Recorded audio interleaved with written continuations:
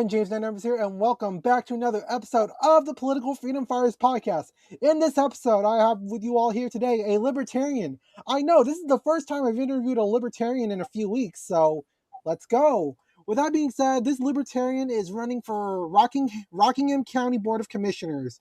And with that being said, I want to introduce to all of you, Robert Michael Jordan. How are you, sir? Living the dream, sir. Living the dream. That is awesome. So anyways, my first question is, who are you and what do you do? Who am I? Well, that's an elaborate question. I Uber right now. I grew up in Fayetteville and I moved around the state several times. And I was not going to stutter on this. I practiced this, and then here I am stuttering. So I've lived in Fayetteville, and I've lived in Salisbury. I've lived in High Point, Manio.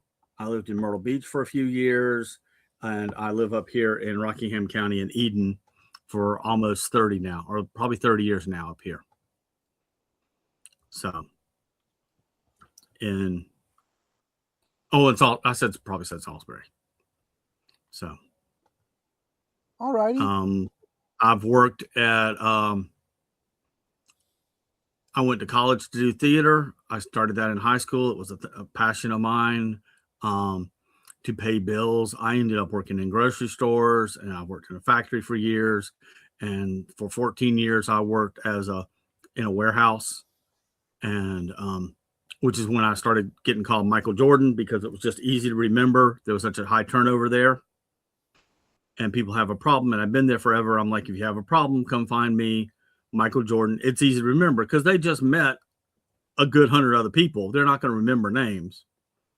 I did that for 14 years till it was just too hard to stand on that concrete floor. And since then, I took a break for a few years, and since then I've been Ubering because it's a nice flexible schedule. So that's me. In that part of it anyway. That's my professional, how I got to here work-wise. So.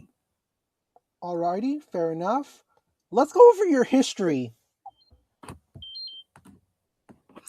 Okay. You mean politically or? Sorry about that. That is pissing me off. Sorry, I'm not supposed to say that online. But you know what? Anyway. Political history. Well, what happened was I married my high school sweetheart. This isn't the political part of it, but we dated some in high school and college. We ended up marrying other people. Years later, I ended up here because my first wife, this was her hometown. And so I stayed up here. I reconnected with my high school sweetheart. We got married. We were up here and we were volunteering for the theater department. Our kids were in theater at the local high school. And just seeing how poorly teachers were treated, I ran for school board. Then that was not an affiliated race at that time. I decided to run again. And the next time I was going to run for school board, they had changed it where you had to pick an affiliation. And I don't think of myself, I am pretty middle of the road. There are things I like that are liberal. There are things that I like that are conservative. I'm not an extremist on either way, though. And it kind of upset me. The school board was a race you had to pick a party. And it isn't in every county. It was, but it is in Rockingham. So I got mad and ran against Senator Berger. Then the Democrats actually also entered that race. So I only got 3% of that vote. I believe I got like 37% at school board level. And then in 2020, I tried to run for school board again. I had a real plan of just going out and meeting people and shaking hands and talking to people. And that's when COVID hit. So that killed that idea. And then I I view this as my version of protesting, and hopefully I can win. There's a big division between the within the Rockingham. I mean, within Rockingham's Republicans as well. There's no Democrats on the ticket against me, so it's just me and two Republicans for two spots. And if I can pick up people that are unaffiliated and Democrats and the Republicans that are mad at the other Republicans, I have a chance. I mean, you don't walk into this thinking, I'm going to win, but I will be saying that there are people that are surprised to find out I'm running because they think that everything was handled in the primary. There were 6 candidates that were running as Republicans in the primary. And so that narrowed down to 2. So if and something you've talked about before is that the Republicans want to control Democrats trying to control your votes. I believe I've heard you say that on other podcast. I've been to some of their meet and greets or where they talk to the candidates forums, and they've literally said, we want to make sure that everybody in this place, if you don't win the primary, that you still support your Republican counterparts.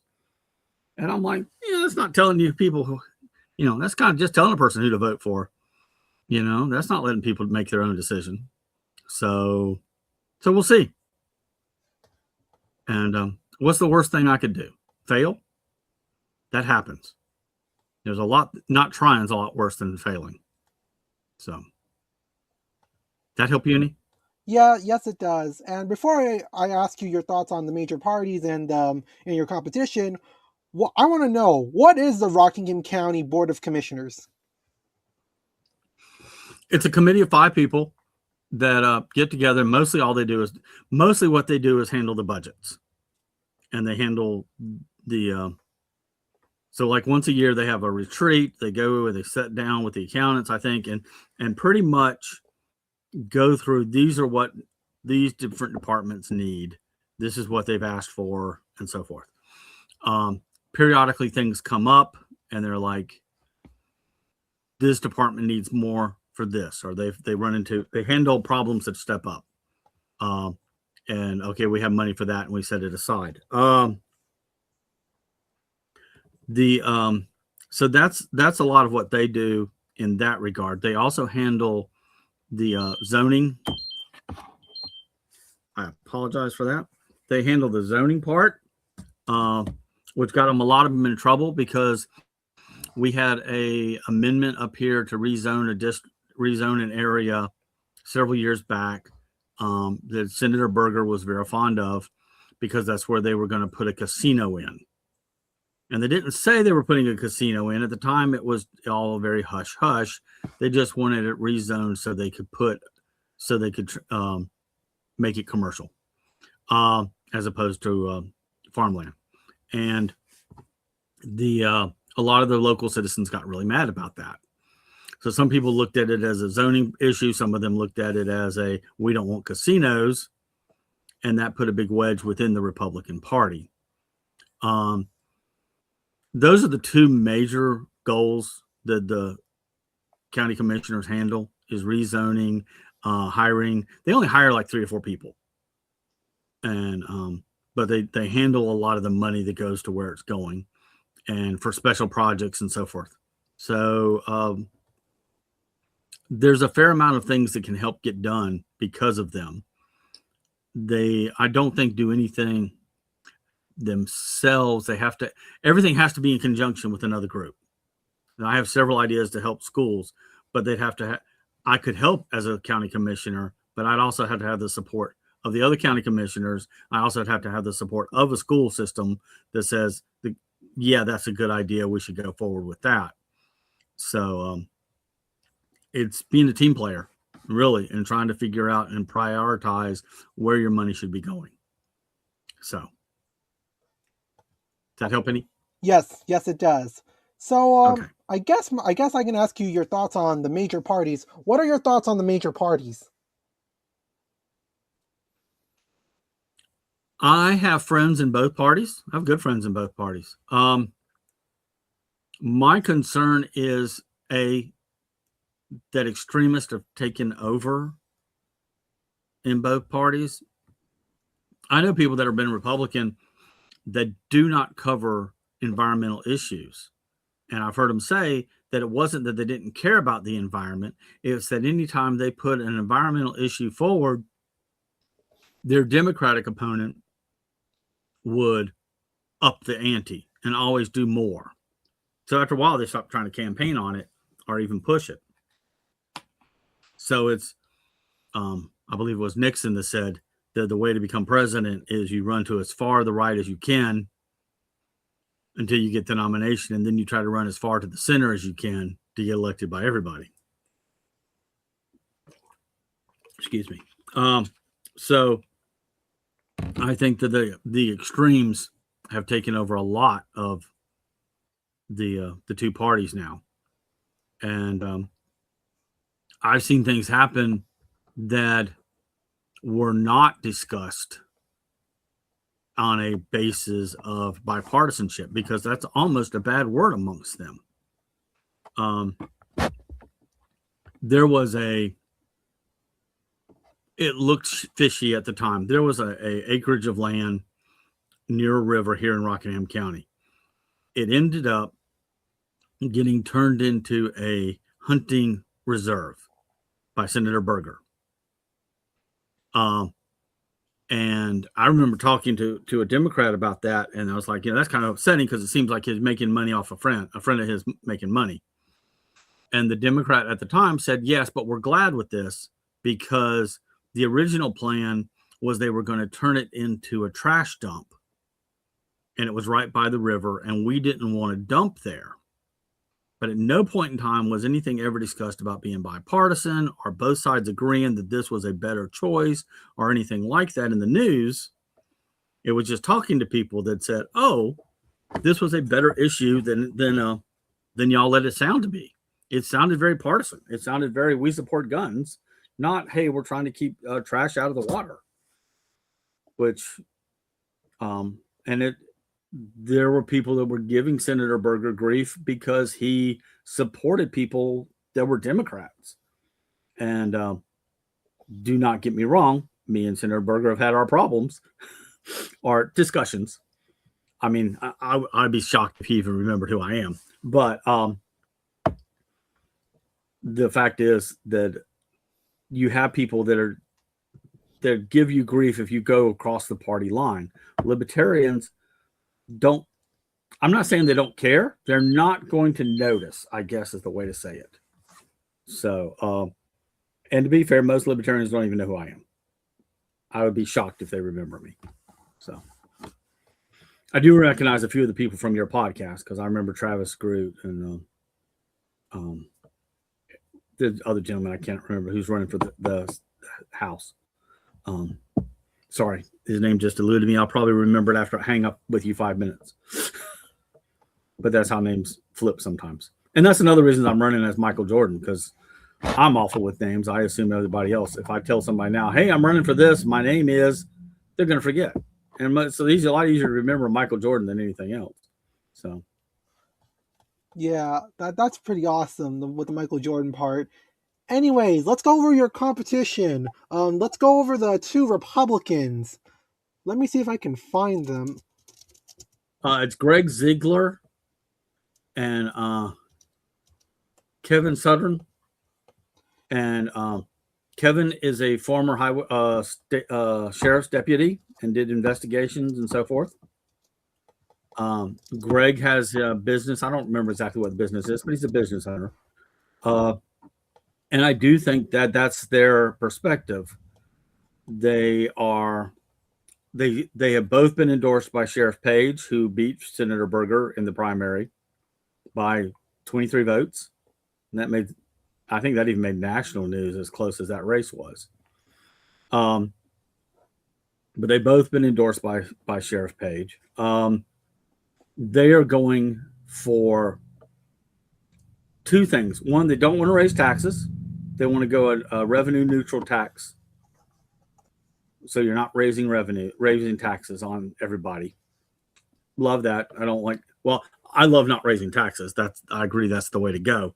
But they've also said they want to make sure they have a fully staffed police department and EMTs and new fire trucks. And that's great. But if you're not raising taxes, how are you paying for those? Because then you might as well be just giving away free unicorns. The fact is, what they're saying is revenue neutral as a plan is what they're thinking is. The idea is you have new houses being built. Those houses are coming in. People are buying those houses, and the houses those new people paying taxes are supposed to compensate instead of raising taxes. Now, there are people that talk about that. And then there are buildings like 300, little around 300 new houses in Rockingham County in the southwest corner. So that would be some revenue. However, you also have to run piping out. You have to have water out there. You have to have roads out there that are not going to be covered by the DOT. You're going to have new schools and new MTs to cover that area because it's a pretty undeveloped area. So building a new school is not going to be cheap. You're going to burn up any revenues you think you're getting by not raising the taxes. And most of those people being in the southwest corner, they're much closer to Greensboro and Guilford County. They're probably working Greensboro, Guilford County. So they're not going to be doing a lot of their spending up here financially. So you're not getting a lot of sales tax or anything out of them. I don't see that revenue neutral is going to work. That said, we have to find some ways to come up with new money. And personally, I would love to see a tax on, because you can tax equipment. Property is land, but it is also like you have to pay for your car and so forth. Well, companies should pay a hefty tax on things that are self-checkout. You go to our grocery store and you have the self-checkout. Those are jobs we don't have anymore. There should be a nice hefty fine put to that, or not a fine, but a nice tax put to that, because we're losing jobs. That should help cover that. So, and I was hoping to do that to help pay teachers, because we need to raise teacher salaries in this community a good deal. So did that help at all? But they're very much together. They're two people. They seem like decent people. I've met people that say, oh, that person's not nice or this person's not nice. I have never had a bad problem with them. Okay. So I don't look at them and say they're the enemy, they're evil. You're looking at, one of them looks at it from, this is how it affects the police department. The other one looks, this is how it affects business. And I'm looking at it as, this is how it affects people that are using EBT, that are trying to pay their bills and get through the day. We as a county we're not a rich county. We are, I can give, where's my number there? The average household in North Carolina is about $56,000 a year. And we are at 45 in the county. And the average income below poverty is 14%, and we're almost 18%. We're 17.9. So we're a poor county. And I don't see that many people getting support as a poor community. So, all righty. They're nice enough. I don't like the perspective they're coming from. And also, one of the reasons, because I know you usually ask why people are running for office. One of the reasons I'm running is I don't see it as, it is not an election if you walk in November and it says pick two and there's only two names on the ballot. That's not democracy. The Democrats don't even have anybody in the race. So having somebody there for a person to say, well, I'd rather vote for somebody else or anybody else, maybe I'll inspire somebody else to run later on. And I've asked people, they're like, why should I vote for you? It's like, well, why aren't you running then? So. And speaking of the Democrats not running anyone, why did the Democrats chicken out of this race? I don't know that they chickened out. I think it is so heavy Republican that they just didn't sign on it. They have people running for school board. You have Dr. Luking, who's running for Senate against Senator Berger, who is a well-known family practitioner who's retired. There's there are three people in the sheriff's race: a Republican, a Democrat, and an independent, as I talked to you the other day about. It's just they couldn't find anybody to step up. They've had people that have stepped up before, and you get tired of losing after a while, to be fair. And a lot of times people look at there's a time commitment. If you have a regular job, I mean, the joy is for what I do as an Uber, I ride around. I usually make my money more in Greensboro and Raleigh, but the fact of the matter is now that I'm doing this, I'm Ubering up here more just to talk to people up here more, as a hands-on sort of version of campaigning. So I don't think they chickened out. It's hard that you have to get somebody and it's a lot of work, and there's no guarantee that you're going to win. And some people assume there's no guarantee you're not going to win. So. Fair enough. Let's go over your platform. What is your platform? Well, I don't know if platform is the right word as much as there are things I'd like to try to help accomplish. Like I said, as a platform, all you're trying to do is work with 5 other people or 4 other people to be a part of a team. I will say that the people that are both of the Republicans that are the nominees don't like some of the people already on there. They look at the people that are already there as the people that green-lighted the casino, and they were against the casino, and that's what put them into that. So I get along probably better than the Republicans do with other Republicans in that regard. There are things I'd like that I have ideas that I think would help this community a great deal. One would be, one I mentioned was taxing the machines, the self-checkout. The simplest thing I think would be, when you go to court and you walk in, you're not allowed to carry a cell phone. That's common in a lot of courts. Greensboro does that as well. Greensboro has lockers outside that they use. Rockingham County does not provide anything. There are some guards in there, and they have Ziploc bags, and they'll give you a Ziploc bag and tell you to go hide your phone. If you don't have a car or something, you're just hiding it in bushes. There are people that act like it's an Easter egg hunt and they go out looking for phones. But I mean, I'm proud of the guards because they're at least trying to figure out how to help it up and not keep things wet. But that seems like lockers are anywhere from $1,000 to $2,000, $3,000. It's not a huge bend of a budget to put lockers outside for people to lock their phones up, or put them inside for the people to hand the phones and have the guard lock them up for them. But it does not speak well as a community to say, let's just go hide that in the woods. I think we should have moved past that point. I'd like to see that we have two of our schools have solar panels on them. I'd like to see push that for more, because we paid Duke Power way too much money, especially after they dumped the coal ash in the water right down the road from us. I heard that mentioned on your podcast too, but that is literally within walking distance of my house. So yeah. And Duke now is trying to build a new pipeline through to bring natural gas through to some of their newer plants.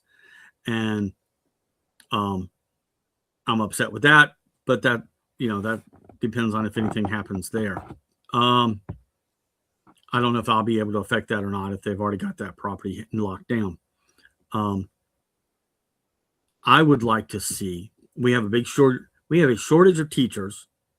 We do not pay teachers well in this community. The state pays everybody the same. So every teacher in the North Carolina gets paid the same number. And each county supplements that number. So Greensboro, for example, because that's the nearest biggest city, pays a 25% bonus to their teachers. Rockingham County pays 5%. Every $100 a teacher makes in Greensboro, they get another $25. Every $100 you make in Rockingham County, they give you a big $5 bill. It's not comparable, you know. So the other thing is also there's a problem, and this is probably more of a state level.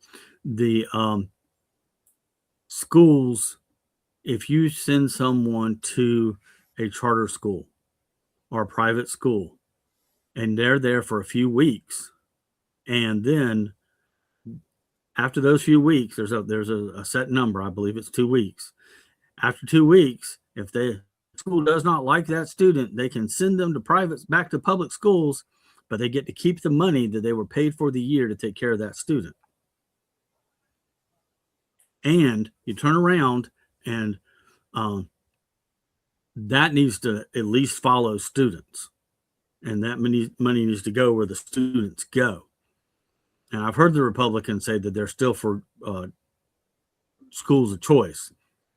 Yes, but a lot of times that's just supplementing people to go to private schools that can't afford it in the first place. Because if you're supplementing a person $15,000 and yet the school is charging $25,000, most people can't spend an extra $10,000 to send their kids to school. So you're still already hurting your public schools in that regard. You're also lacking teachers.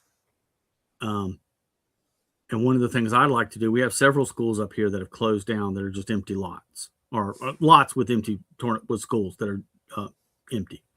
I'd like to tear those schools down, or one of them down, build a collection of apartments, and offer them for first-time teachers getting out of college, come teach here for 3 years. We can't pay you what Guilford pays or the other schools pay, but we can let you live here rent-free for 3 years as a supplement instead of being that. So you come live here, you pay your cable, you pay your power, you pay your water, but the rent's free, help you get out of debt from college. That would help us boost our schools. It doesn't help the fact that we're not paying the regular teachers that have been here forever, working their tails off, but it would be a step in the right direction as far as getting more people here to help teach and not have classes quite so overcrowded. I believe this project started in Chicago, where they were having a similar project, but the price of living was so expensive in Chicago. So they were bringing places for teachers to live and not having to pay as much. And I'm just trying to reverse that, engineer that, so it's the more of a poor community trying to help people out. But I'd like to see that happen. So I'd like to see more support in agriculture. I was talking to the gentleman in charge of the local agricultural department here in Rockingham County, and he was telling me that even though they're building all those homes, so the taxes they're going to make from those homes is not going to cover the money we're going to lose agriculturally for sales for that property. And that's staggering. And sales, farming is on the decline anyway around here. So those are the 4 or 5 issues I'm trying to walk in and say, hey, we tried this, and could we try that? So that's where I'm at on those. Okay, fair enough. So I guess let's go into a little bit more on your strategy. How do you plan on winning this? Well, there will be an online presence. It hasn't really happened yet, but that's going to happen. A lot of people are still kind of burnt out of the whole, because when Phil Berger and Sam Page, they overdid it with flyers and all that. And then there was at the election night, I don't know if you followed it, there was only a 2% two vote margin between them. Ended up being 23. So I was going to give it a little bit of time for things to decompress. And I do ride around and talk to people.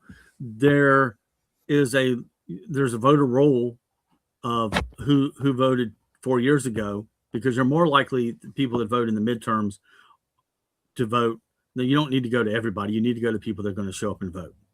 So I'm going to start reaching out to them personally. I'm going to reach out to the people that didn't win the races and say, this is what I stand for. Would you tell your friends that I'm standing for this, and see if I can pick up some of that?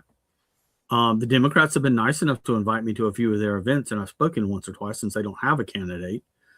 So I won't say I have their endorsement. I don't think they can endorse me since I'm not a Democrat, but they have been nice enough to give me some airtime. So those things together, reaching out to independents, seeing who's voting, going by and doing that. I want to do Tupperware parties where I just show up. If people will invite me over with 3 or 4 friends just to sit around and talk to me and to see that I'm not scum of the earth. Hey, he's a good guy. He should have my vote, and go from there. Maybe one of them will invite me to another party and so forth. Comes September, October, I'm probably going to be out on the highway with a sign that says, "We'll work for your vote," as a panhandler. Because getting out there and being seen and talking to people is clearly the way to go. And to be honest, most people don't even think I'm in a race. Most people think that the Republicans won when they won the primary, and that's it. So that's my strategy, is a lot of hands-on, knocking on doors and meeting people. And it's particularly the people that are independents and Democrats that normally vote in midterms. Because you don't want to, there are people that don't always vote if it's not a presidential election. It's not saying, I have plenty of people that I talk to and go, yeah, I'd vote for you, but don't vote. They don't like to vote.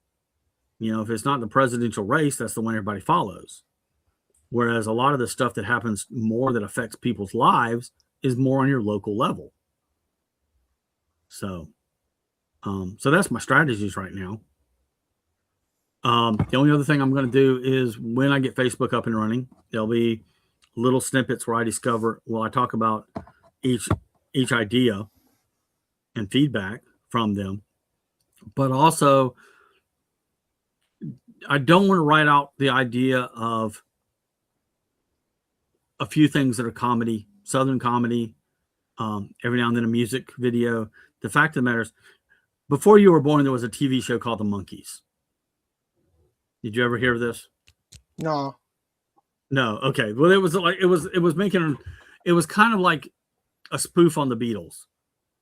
They were a bunch of kids trying to make it big as a band, like 4 guys trying to make it as a band. And they got really good songwriters. But the first time they tested it, it didn't do well. And they were like, oh my gosh, we have a bomb and we spent all this money on it. What are we going to do? And they took the first 15 minutes of their interviews and put that in before the episode aired. Because it was kind of an abstract running around, almost Scooby-Doo chasing each other through doors and all this. And they put this 10 minutes or 15 minutes of video of them just sitting around talking. And that 10, 15 minutes invested them as people to the audience. So what I'm trying to do, a lot of what I need to do is just say, this is what I think is funny. This is what I like to listen to. This is where I stand on issues. Because the way to get people to like you is, first of all, they have to agree that you're not against them. And then you can say, hey, have you thought of this idea? So that's my strategy. Alrighty, fair enough. You mentioned Tupperware parties. What are those? There used to be a thing. They do Pampered Chef too. It was where people would have a party at their house and they'd be trying to sell something. They used to be Tupperware was just containers, plastic containers. Like Pampered Chef sells different type of cooking utensils and so forth. But you go over to a person's house, they're selling these things and they show them off. It's just an idea of go over to a friend's house, meet 4 or 5 of their friends, and sit around and let them answer me questions. And ask me questions, let them get to know me, talk to me about what I believe, and hopefully that will translate into someone else having a party and inviting me to meeting 3 or 4 of their friends, and have that spread out that way. So a way to meet people on a laid back way. Because a lot of times you're interfering with people. I'm very bad at talking to people in the grocery line, like who you're voting for, I'm running for this, so forth, so forth. But people are busy. People are trying to get their life, go through life and get things done. It's a little bit more of a laid back situation to try to talk people, to try to build support, is all that is. Sorry, it's an obscure reference. That's all right. Maybe I'll check it out once I'm done with the interview. But anyways, you mentioned that your name is literally Michael Jordan. I found that really interesting. Tell me more about the history on that. Well, that was just. I mean, I usually went by Robert, but when Michael Jordan became the Michael Jordan, and like I said, when I was working in a warehouse, it was just easy to. It is my name, is Robert Michael Jordan, but it was just easier to tell people, hey, it's easy to remember. If you have a problem, come find me. And when I decided to run for office, I'm like, well, I need something that people are going to remember. Because I've been plenty of times I've walked in there and it's like, who are these people again? And it's going to be a name that people are like, oh, well, I remember meeting him. So it's just a name recognition issue. And if you're going to have it, if you're going to get stuck with it, I'm never going to be known as the famous Michael Jordan. There's Michael Jordan, there's Michael B. Jordan. I am so down on the list of anybody ever remembering who I am. But it is an easy to remember name. So that's how I ended up picking that, or going with that as opposed to my first name. Was just recognition. Alrighty, fair enough. How's the campaign going right now? It's going good. It's been slow. I haven't really pushed into it much because I've talked at a few events, and that's about it. Because when it's been a month or so, it's been since March the 3rd when the election was, but the amount of junk mail we got before the election, before signing up to election day, there were so many allegations on both sides between Senator Berger and Sheriff Page that it was just kind of staggering. And it was like, the amount of trees that died in that fight were scary. And I know people that have said that they walked up when people were out campaigning and just took a stack of them and handed them back and said, here's all your ads, because they just bombarded mailboxes with it. So I'm just trying to give it a little bit of breathing room and get everything organized. And it's moving more into it now. Having you call, and I got an invitation to visit somebody the other day. And so it's starting to pick up now that things are clearing the air a little bit. So it's going good though. I mean, I think I have a fair strategy. I know where we're going with the plans. It's not like when I was trying for school board, like I'm going to get out and meet people and knock on doors and talk to people, and then COVID hit and I couldn't do any of that stuff, So. Well, thank God COVID's behind us. For the most part, yeah. Sadly, the guy that's supposed to be doing my website got it, so he hadn't finished my website yet. But it's still out there. You just got to be careful about it. It's not like it was though. Alrighty, fair enough. So tell me more about Rockingham County. Okay. I have all that written down because I knew that was going to be asked. We have a population of a little over 91,000, 74% white, 18% black, Hispanic is 6.2. Sadly, high school graduation is 83%, whereas the state average is 88. So we're a little below on that.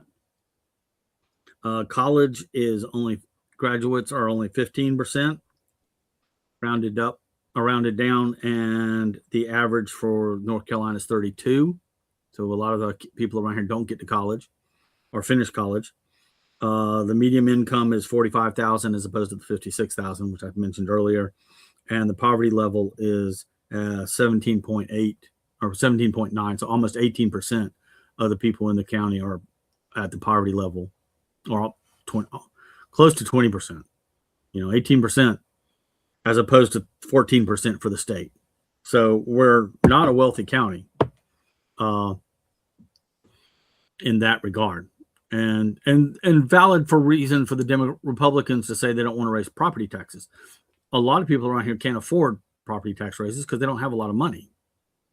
So I'd like to think that I'm trying to find ways outside of the box to pay for things, because we still need, there are services that the county provides that are needed. However, we need to be able to pay for them, and we need to do it by not putting a burden on our taxpayers. So that's it. We are a few blocks where I'm sitting from where the coal ash spill was. That I don't remember now who it was that you had. It was like your second interview I was watching, where the gentleman was explaining the Libertarian Party and talked about the different ones and mentioned the coal ash spill. We have a famous video. If you want to pull up on YouTube, KFC explodes. That's our KFC, which is just a fun little moment, because they apparently they thought they had a gas leak. The gas company, I'm told, said they didn't. I was not there. I have not done any investigation into this or whatever. But anyway, the people at KFC locked up their doors, went home, and a few hours later, the KFC exploded. And it's got it on video of other buildings around, which was cool and made news. Nice things are, we have a lovely drive-in movie theater to still go to. And it's the only theater we have, but it's a really nice drive-in with good food. There's really nice places to eat up here. They're more of the small town hot dogs, hamburgers, but you get some good fish, barbecue, so forth. There's a lot of water sports still, even after the coal ash. There's still a lot of canoeing and water sports and stuff that goes along out here. Eden is famous, which is the town I live in. I don't know if I have never seen this, but there apparently is a cartoon called BoJack Horseman. Are you familiar with this show at all? No, not at all. It's a cartoon. It's a cartoon. It's like on Comedy Central or something. But apparently one of the characters in that says he's from Eden, North Carolina. And my kids were like, hey, that's us. And it's like, what'd he say? He says, there's nothing there but a flea market. We have a nice flea market. But it is your quintessential small, nice town for the most part. Nice community. It's several towns. I refer to it as town, but you've got Madison, Mayodan, Eden, Reedsville, Wentworth's the city cap or the county seat, which I don't even think of it as a town. I think they just kind of took an X and drew an X through the county and saw where the X met and said, okay, that's where our county seat's going to be. So, because you got a bunch of government buildings and a couple of restaurants out there, and that's about it. So, although somebody probably get mad I'm saying that. Fair enough. You mentioned earlier that high school graduation rates are like lower than the average. Why do you think that is?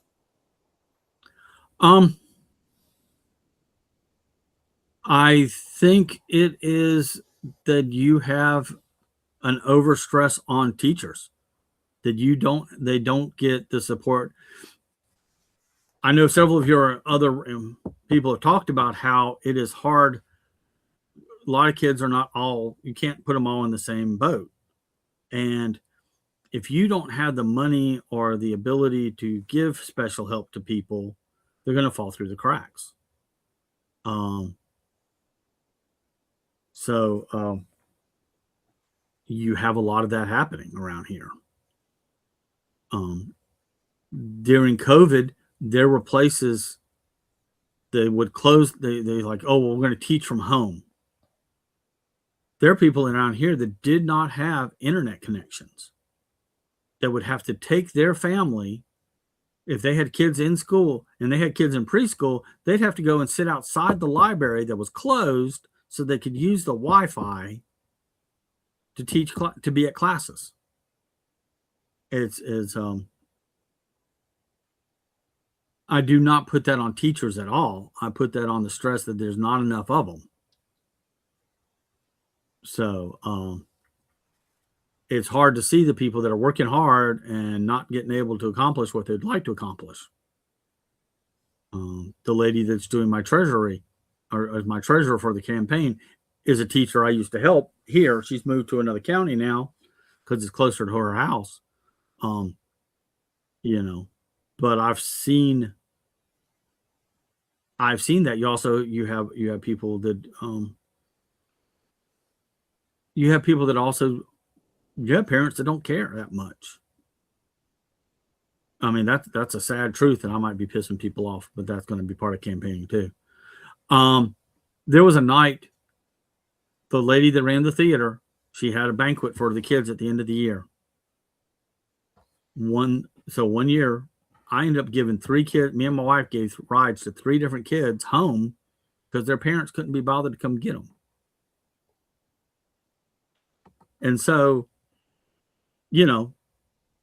there's a lot of things, and you have to have things like your after school sports or your theater or your band, or because they're not going to school to sit through and listen to math. Maybe that'd be great if that was what they were doing. But a lot of times the after school activities are what make the kids go to school, So, I'm just trying to find ways to help the schools make more money so they can pay the teachers more, so we have more money coming in. And I think, if you look at that and you look at education as a whole, make it a better place, because you have a lot of money going to private schools, charter schools now, and you're making a larger gap between the haves and the have-nots. So, if you have the money to send your child to school, great. But I don't think you need the taxpayers' money to help you do it. And there's some people that have made amazing strides in homeschooling. I know they've had homeschooling baseball leagues or softball leagues and so forth. I understand them wanting to do that.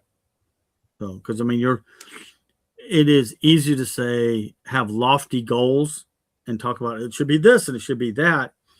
And it's a different dynamic. Well, yes, but that's also my child and I want to see them succeed. So you have to look at it that way too. I had a gentleman once that was talking about how I was on the Second Amendment.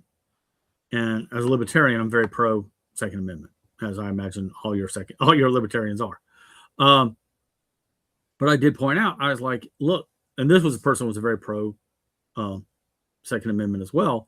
I was like, I'm very pro Second Amendment, but I do not belittle people that are worried about sending their kids to school in this day and age with some of the events that happen. You have to talk to a person to come to a common ground. So if I don't have an answer, I understand that, but I'm not above asking questions.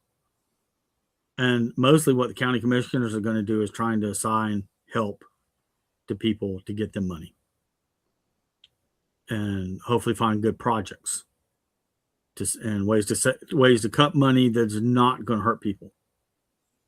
So, did that answer that at all? Yes, it did. Okay.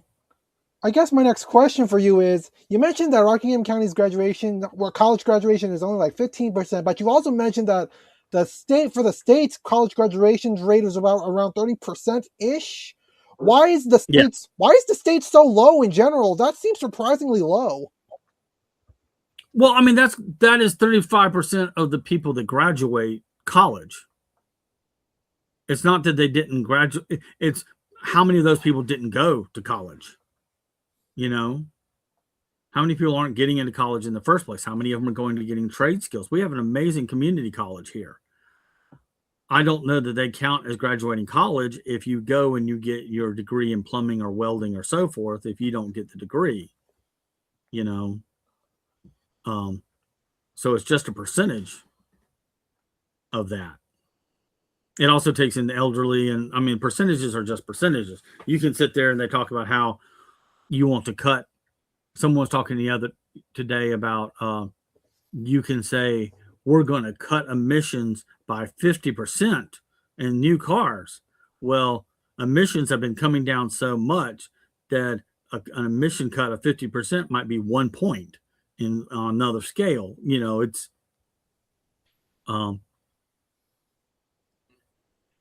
it is how you perceive the information you're also given. So, I mean, I was just trying to give you a snapshot of the community itself. But numbers in general get played with. Going back to weapons, is there used to be a billboard between Greensboro and Raleigh that was 22,000 something gun related deaths last year. Senator so-and-so, do something about this, in whatever area that was. But it said gun deaths. And in studying, it used to be, and this is years ago now, but it used to be that over 60% of gun fatalities were suicides. And the way they describe it as people having gunfights in the street, that's not the case. You wanted to lower gun violence or gun fatality, make mental illness a thing people can talk about and get help for, not be embarrassed about. Then you cut your numbers over half of what you're losing people that are passing away that way. So you got to be careful with polls in general, or not polls, but just statistics in general of how do they correlate, if they do at all. So the 35% is people that have there's 35% of the people that have graduated colleges. A lot of people didn't necessarily need college. They knew what they were going to do. If you grew up loving working on cars and decided I'm going to go work at the body shop when I get out of high school, or I'm going to inherit my family's farm or what have you. I mean, if you have a different plan,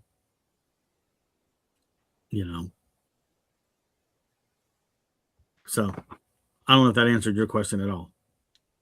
Yeah, that answered my question. And like I said before in previous episodes, college is not for everyone. So don't feel like you have to go to college in order to succeed. But obviously it depends on the situation. Yeah, it depends on what you want to do. Just do what you want to make you happy,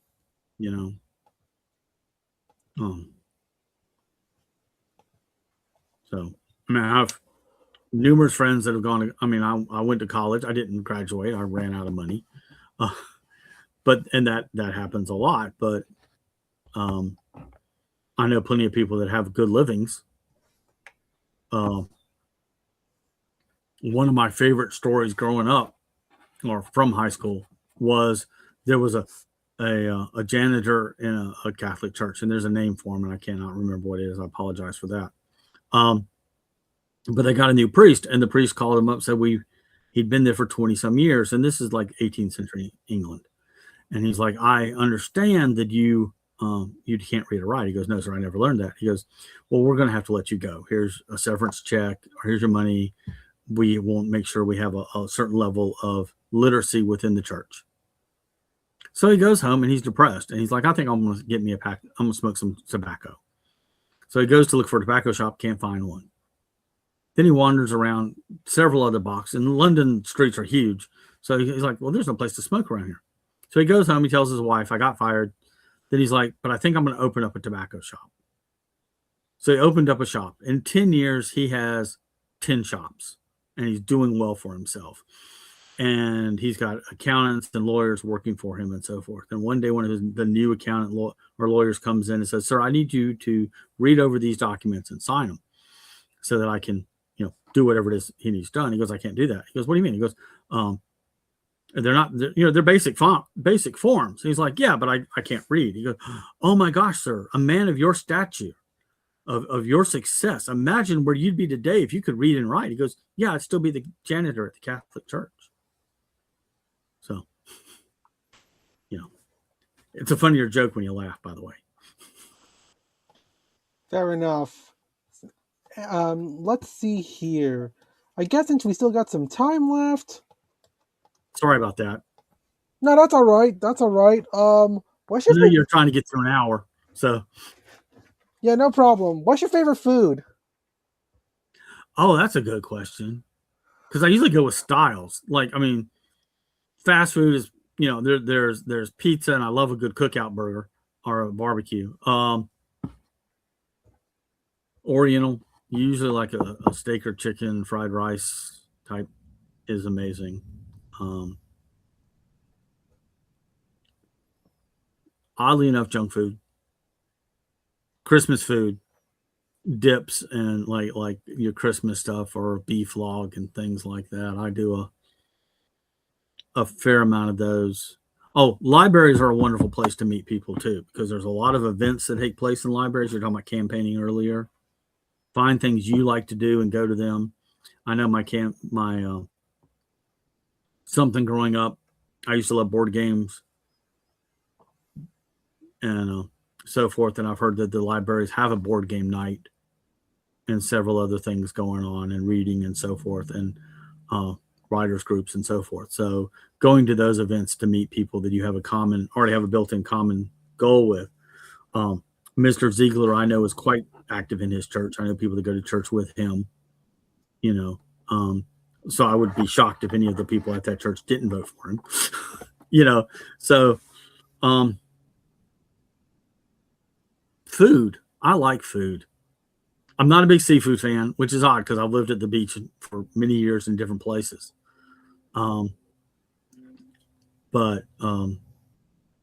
Yeah, a Monte Cristo or a French dip, good sandwich. You ever had a Monte Cristo? No. What's that? Usually what it is, the way I do it, because there's different ways. Some people do it deep fried. It's French toast, and it'll be ham. It'll be turkey cheddar, ham Swiss with horseradish sauce, and like blueberry or raspberry jelly, and it's on French toast. And you can make it ahead of time, especially if you're having a party. You can make a set of them, like 10 or 12 of them, and set them aside, and then you just put them in the oven for 10 minutes and melt everything up and heat it up. And sometimes people put powdered sugar on it and so forth. It's a good sandwich. It's easy to fix for a party and so forth. So that's one of the things surprise my wife with something neat, for something different. Because food is good, but if you have chicken, rotisserie chicken on a daily basis, you want something different. There's a place here that does Monday night pizza. It has a special. So pretty much every Monday, it's pizza night. It's just a tradition. So things to change up. What about you? I actually don't have a favorite food, but I'm down for like most cuisines. I mean, I'm really not. I'm like, whatever's available. I tell you what else is neat we'll do sometimes for parties is we take like meatballs. You know how they'll do the meatballs, and you'll do them in a crock pot with they do like grape jelly or whatever and barbecue sauce. We'll do you can buy like the sauces at Buffalo Wild Wings. If they have like a garlic parm sauce, so it's a garlicky cheese sauce that's spicy, and we'll put that with the meatballs. It doesn't have to be chicken, some things like that. So I'm probably boring my readers a lot, or the listeners. I'm not trying to hurt your algorithm by taking you down on that. No, that's no problem.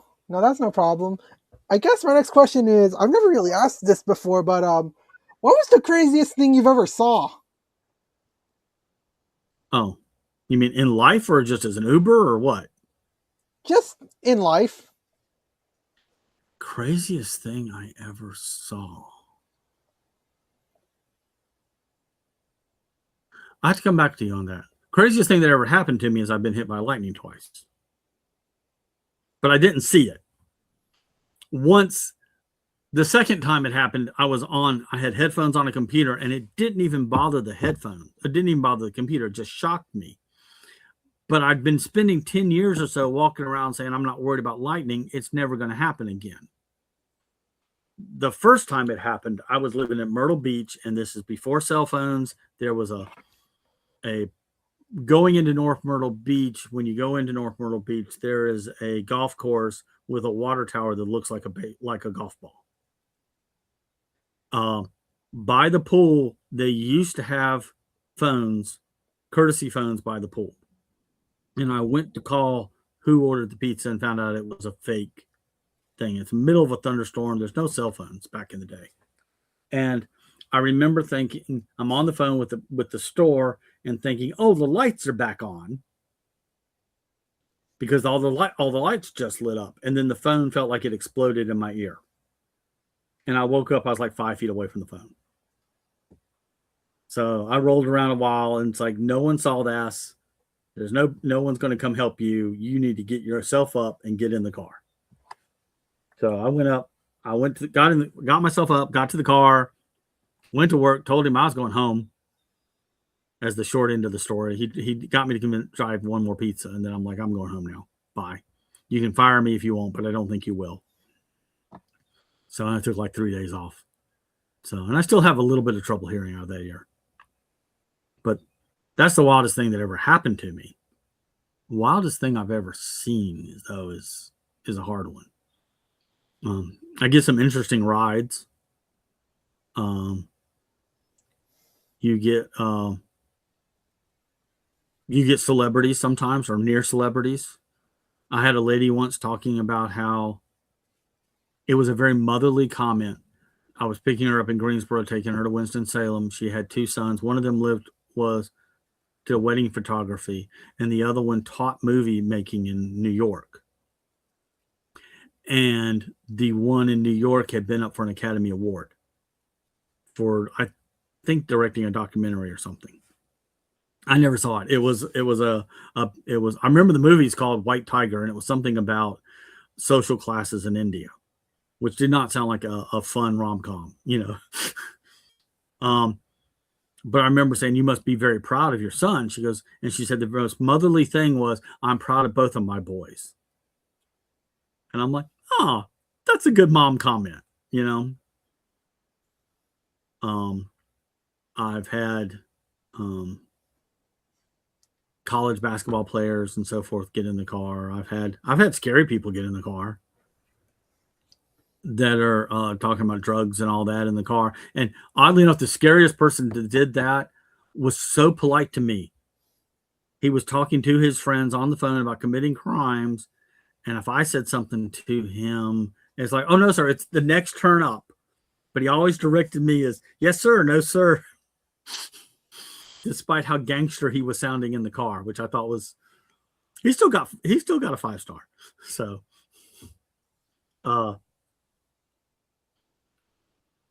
you run into some scary people, some sad people sometime. I've met people that did not want to get out of the car or were scared of going home because they were afraid of their husband. And I'm like, I'll take you anywhere you want to go. And they were like, well, no, I'm not going to let him chase me away. And I'm like, I'll turn it off and take you somewhere if that's what you want. And they wouldn't do it. And I was like, well, I can't help. I can do what I can do, So, it is a wonderful, amazingly fun job 90% of the time, and 10% of it's a wonderful job 25% of the time. 50% of the time it's just boring. You pick a person up, they don't really want to talk, you drop them off. And then about 10% of the time, I know my mouth's off there somewhere. 10% of the time they're less than happy people. But so what, 70% of the time they're just boring. You're just hanging out. But it's a good job. You turn it on, you're working, you turn it off, you're done. I want a campaign up here, I turn it on up here. I'm introducing myself to people. So, and even if I'm introducing myself to people that may not vote, they may tell somebody that does vote, it's word of mouth. Alrighty, fair enough. I guess my last question is there anything else you want to talk about?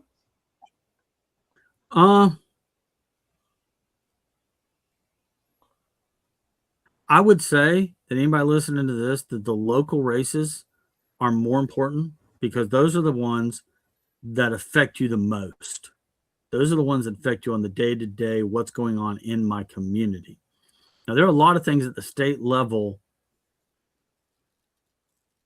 that undercut that.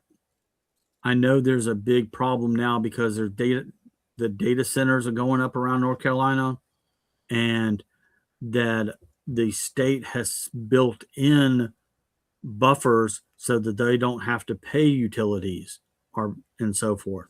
So that really is putting the burden back on us, and that's a state level issue that the state level, I think, is trying to fix. But I know a lot of people don't want data centers. I don't want one around here.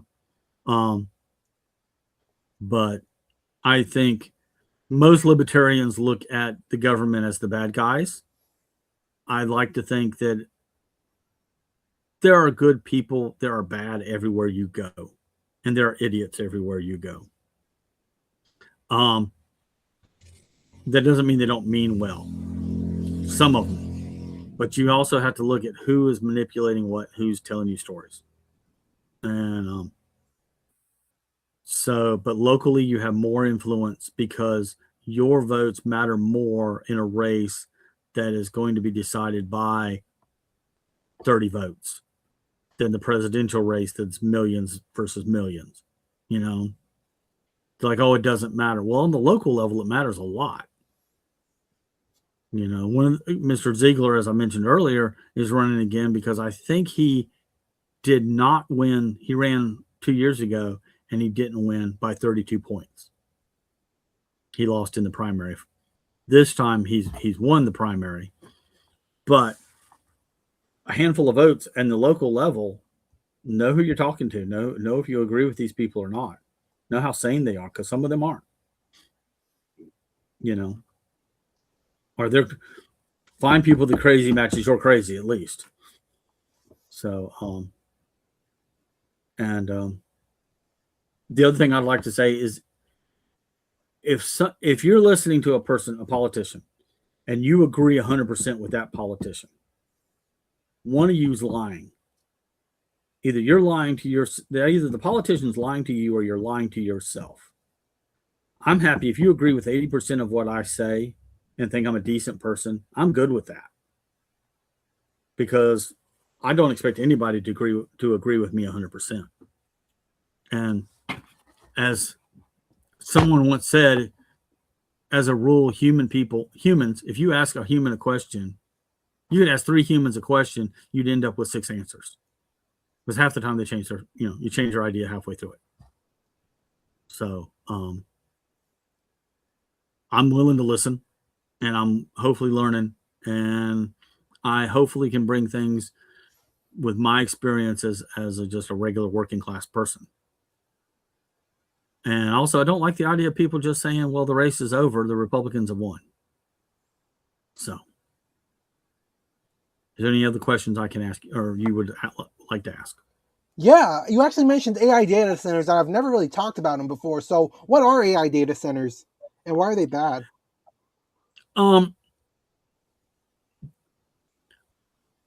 As a rule, they're not. As a rule, I've heard they're building up one around here that's going to have like solar panel and so forth. A lot of them, though, use water to cool off. What they are is just giant computer banks. When you're doing stuff on the computers watch what you do, right? If you sit there and you research, hey, I need a new lawnmower, the next time you look at it, you're going to have lawnmower ads popping up left and right. Those are data centers. Those are places where all the information of everything that goes on in the world and everything that you watch on YouTube or whatever gets filed away to be brought up.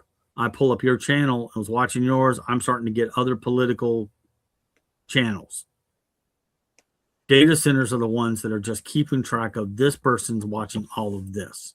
And they're doing it around the world, but because they're computers, they burn up a lot of electricity and they overheat, so they use a lot of water that should be going to drinking water and so forth. So if you're not careful, they're burning up, they're hitting the bills going up. So you got people like Duke Energy that's charging more power or more money to the regular customers, because these places are burning up more electricity. So it's making your bills go up, it's making your water bill go up. And that's not 100% on anything, but as a rule, that's been the problem with them. And a lot of places are saying no to them because of that. you know. And that's what they are. They're just giant computer banks that are running up a lot of electricity and using the water to keep cool and so forth. So, and hurting your bills on the power level and the water bill level. So, especially places that don't have a good water supply. Alrighty. I guess with that being said, that's going to be it. I thank you so much for giving me a response on AI data centers. I think this is something that we need to talk about since not a lot of people are talking about it. And that's surprising because, I mean, at a local level, all I could do is all I would be able to do is try to convince people to not district for it. You know, because the fact is, you're only in charge of what you can and can't. Is it commercial? Is it agricultural? Is it residential? You know, there's only so many things you can do as that. And setting up money and giving them bonuses. I never understood why you give big companies bonuses to move into an area.